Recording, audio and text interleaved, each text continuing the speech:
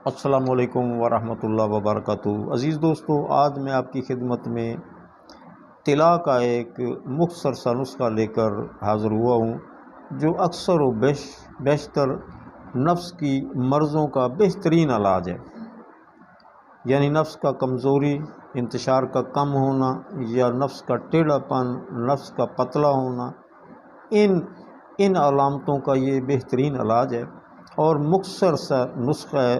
ज़्यादा लंबा चौड़ा नहीं, आपका ना ज़्यादा पैसा खर्च होगा और ना ही आपका इसके ऊपर टाइम ज़्यादा लगेगा।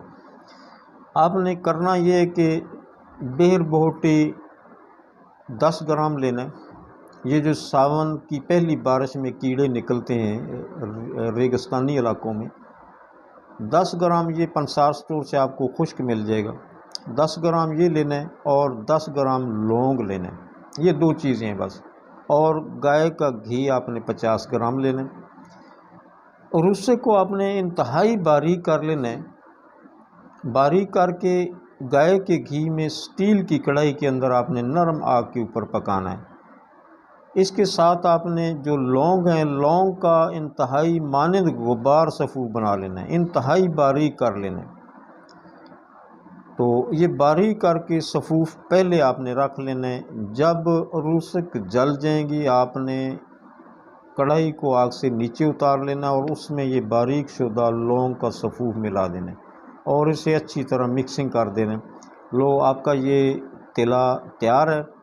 ये तिला आप जो मैंने अलामतें अर्ज़ की हैं नफ्स की कमज़ोरियाँ, उसके ऊपर ये बेहतरीन काम करता है। इसके अलावा आप बाईं साइड के फालज के मरीज़ को भी इस्तेमाल करा सकते हैं। दाएं बाजू और दाईं टांग के ऊपर रात के वक्त इसकी मालिश करें, सुबह तक इंशाअल्लाह उसका रिज़ल्ट आपको मिल जाएगा। अज़ीज़ दोस्तों, ये मुख्तसर सा नुस्खा और बेहतरीन नुस्खा मैंने आपकी खिदमत में पेश किया है। उम्मीद है मेरी ये वीडियो आपको पसंद आई होगी। अगर पसंद आई हो तो अपने दोस्तों में शेयर करें, मेरे YouTube चैनल को सब्सक्राइब करें। आइंदा इंशाअल्लाह बेहतरीन वीडियो के साथ फिर मुलाकात होगी। उस वक़्त तक के लिए अल्लाह हाफ़िज़। अस्सलामु अलैकुम वरहमतुल्लाहि वबरकातुहू।